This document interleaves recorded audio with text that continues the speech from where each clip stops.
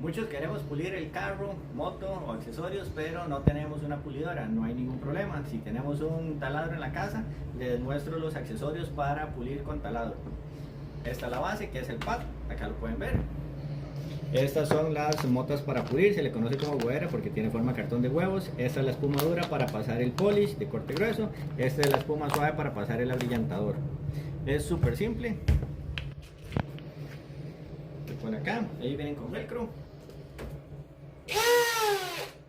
Listo. También tenemos lo que es el cono para partes incómodas.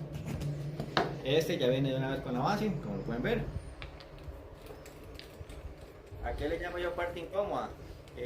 Los aros, la parrilla, debajo de los retrovisores, los carros nuevos que tienen tantos quiebres en la carrocería, les sirve riquísimo para pulir lo que son los focos, en el caso de la casa, para lo que es ollas, para lo que es grifería, nada más es los mismos accesorios que se utilizan, nada más cambia uno con el poli, ya sea de corte grueso o corte fino. Si vienen por acá, con gusto les asesoramos cuándo tienen que usar cada poli, si usted nos dice qué es lo que van a pulir, y con gusto le decimos exactamente cómo hacer el trabajo para que tenga un buen resultado.